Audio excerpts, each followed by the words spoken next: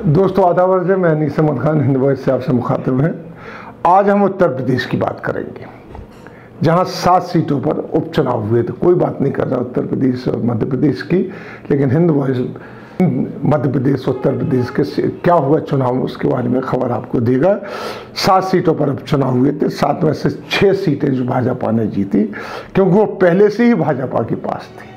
ये नहीं बताया जा रहा, बस ये कहा जा रहा कि योगी जी ने वहाँ सारी सीटें जीत ली, और एक सीट जो सपा के पास थी वो सपा के पास ही रही है।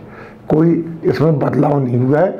जिस तरीके से उपचुनाव में होता है, सिटिंग ही जीतती है ज़्यादातर, और या जिसकी सत्ता होती है वो जीतता है। लेकिन इस तरीके से फोटो छाप के और महिमा मंडित किया जा रहा है योगी आदित्यनाथ जी को कि जैसे उनके दमखम से ये सीटें जीती गई हैं। इन 7 सीटों पर चुनाव हुए और मुसलमानों के वोटों का जबरदस्त बंटवारा हुआ है यहाँ पे। अगर उसको रोका जाता तो बीजेपी को शायद ही इतनी सीटें ना मिलती। योगी ये कह सकते हैं कि सीएए पर उनका एक कड़े रुख के बावजूद भी हमारी इतनी ज़बरदस्त जीत हुई है, ऐसा नहीं है। अमरोहा ज़िले की बात करते हैं। अमरोहा ज़िले के नौगांवा जो सादात जगह है, विधान सभा सीट है जो बुलंदशहर के, और बांगरमऊ और टूंडला, ये 4 सीटें ऐसी हैं जिनमें बीजेपी को हराया जा सकता था अगर मुसलमानों के वोटों का डिवीज़न ना होता। नौगांव सादात के जावेद अब्बास और बुलंदशहर के बसपा के हाजी यूनुस ने बीजेपी उम्मीदवारों को सख्त टक्कर दी है, लेकिन दोनों सीटों पर एक से अधिक मुस्लिम उम्मीदवार होने की वजह से विभिन्न राजनीतिक दलों ने जो खड़े किए थे उसकी वजह से वोट कटे और वो लोग हार गए। इसी तरह बांगरमऊ में हुआ। उन्नाव की जो बांगरमऊ जगह है, ज़िले में अच्छी खासी मुस्लिम आबादी है यहाँ पर, लेकिन किसी भी पार्टी ने मुस्लिम उम्मीदवार को खड़ा ही नहीं किया था यहाँ पर, जिसकी वजह से मुस्लिम वोट कांग्रेस, सपा और बसपा में बटा और बीजेपी जीत गई यहाँ पर, जिसका फायदा भाजपा के श्रीकांत कटियार को हुआ और वो एक रिकॉर्ड मतों से जीत गए हैं। वहाँ यहाँ कांग्रेस के जो आरती वाजपेयी अच्छी टक्कर तो दी, पर सपा बसपा ने मुस्लिम कैंडिडेट खड़े करके वोटों का ज़बरदस्त डिवीज़न कर दिए थे। फिरोजाबाद जिले की बात करते हैं, जो कभी समाजवादियों का गढ़ रहा है, वहाँ से टूंडला विधानसभा क्षेत्र में भी मुस्लिम वोटर कश्मकश में रहे ये किसे वोट दें, क्योंकि कांग्रेस, सपा, बसपा सभी ने हाथ खड़े कर दिए थे। नौगांवा सादात में सपा से जावेद अब्बास थे, बसपा से फुरकान को खड़ा किया गया था। दोनों में ही आपसी सीटों में टक्कर हुई, बीजेपी आगे बढ़ गई। बुलंदशहर में बसपा के उम्मीदवार जो मोहम्मद यूनुस दूसरे नंबर पर रहे और बीजेपी ऊषा शर्मा जीत गई वहाँ पे। यहाँ पर उनके वोट आज़ाद समाज पार्टी कांशीराम के मोहम्मद यामीन ने टक्कर दी, लेकिन वोट कटे। वहीं यहाँ पर AIMIM की दिलशाद अहमद ने भी मुसलमानों के खासे वोट अपने खाते में डलवाए और वोट काटे हैं।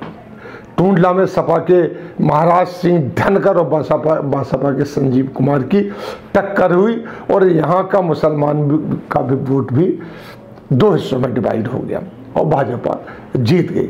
बांगरमऊ में बसपा के सुरेश कुमार और कांग्रेस की आरती वाजपेयी और सपा के बीच मुसलमान वोट बुरी तरीके से बटा और भाजपा के श्रीकांत जीत गए। यहाँ पे कानपुर के जो घाटमपुर सीट है, यहाँ पर कांग्रेस के पी शंकर और बसपा के कुलदीप संखिया और सपा के इंद्रजीत सिंह के बीच मुस्लिम वोटों का बंटवारा हुआ और बीजेपी ने यह जीत हासिल कर ली।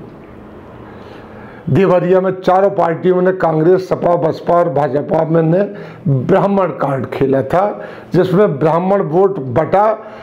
अब अगर यहाँ विपक्ष अपना अकेला उम्मीदवार खड़ा करता तो मुस्लिम वोट के सहारे भाजपा को हार दे सकता था, लेकिन यहाँ भी इस बात को गौर नहीं किया गया। यूपी में मुसलमान 19.6% है। इसके बाद बिहार और पश्चिमी बंगाल का नंबर आता है, वहाँ मुसलमानों की जो है, लेकिन यूपी में मुसलमानों को हरदम इग्नोर किया गया है, जिस वजह से कांग्रेस और बाकी तमाम दल बड़ा पीछे जा रहे हैं और मुसलमानों का वोट साल दर साल डिवाइड होता चला जा रहा है। छोटे छोटे पार्टियां भी मुसलमानों को कैश कर रही हैं, बड़ी पार्टियां नहीं कर पा रही हैं। इस तरीके से भाजपा यहाँ भी आगे निकल रही है और आगे भी उम्मीद है कि इसी तरीके से अगर मुसलमानों को इग्नोर किया जाता रहेगा तो मुसलमान का वोट बटेगा और दूसरी पार्टियां उसका फ़ायदा उठाएंगी। यहाँ यूपी की बात आप देख लीजिए कि यूपी में बीजेपी जीती नहीं है, वोट कटे हैं बहुत बुरी तरीके से। और जहाँ जहाँ ये जो वोट कटे हैं जो मैं बता रहा हूँ, वह मुसलमानों की अक्सरियत है, बहुत ज़्यादा मुसलमान है। अगर वो एकजुट होकर वोट देते तो ये जीत जाती। ये बीजेपी की हालत है। तो प्लीज़ आइंदा में जितने भी राजनीतिक दल हैं जो कम्युनलिज्म के खिलाफ लड़ रहे हैं, उन्हें चाहिए कि मुसलमानों को इग्नोर करके ना चले। इसी के साथ हम आपसे लेते हैं विदा। अगले में फिर हाजिर होंगे, तब तक के लिए दीजिए हमें इजाज़त।